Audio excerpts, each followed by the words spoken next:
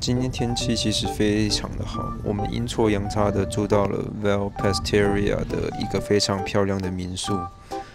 那从这边前往我们今天要去的景点 Brace Lake 不远，大概只要开进去约莫20分钟的车程就可以到达了。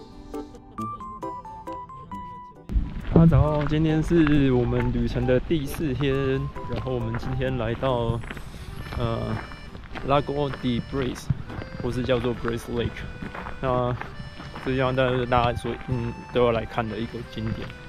对，就是一个湖，很大的湖，然后被群山围绕这样子。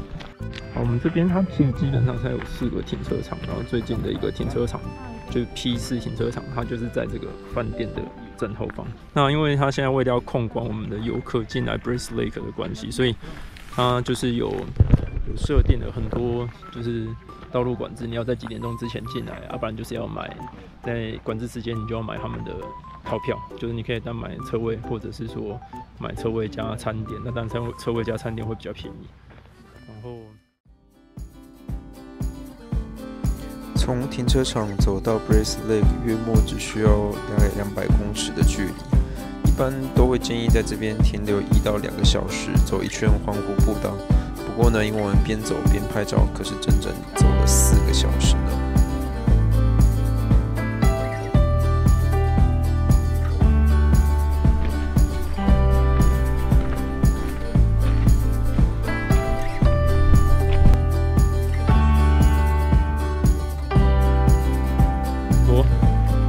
今天是比较轻松行程，因为昨天实在是走到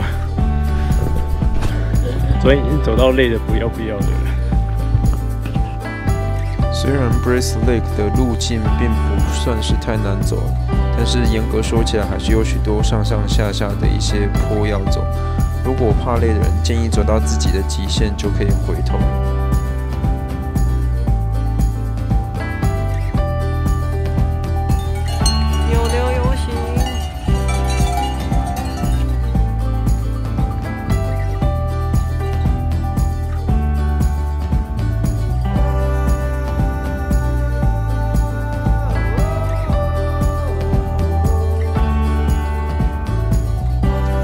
说住在这里的牛真的超爽，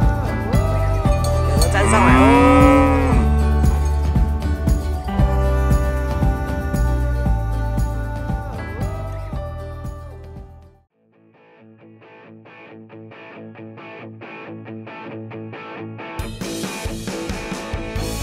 告别了早上的 Brace Lake， 我们下午准备去搭 Tofana Cortina 的 Cable Car。在这个地方，我们总共会搭3段缆车，那直接带你从平地的地方一路往上，来到2000多公尺高的山顶瞭望台。那这个地方，如果说你是单买缆车票的话，一个人要38欧元。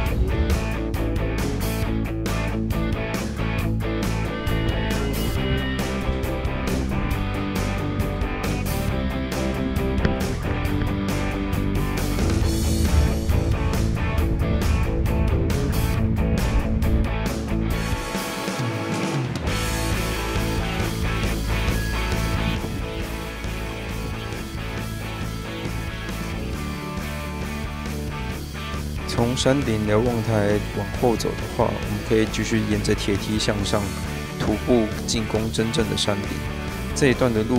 铺路感比较明显，虽然是沿途都有钢索可以去加以辅助，可是你走在边边，真的心里还是会觉得毛毛的。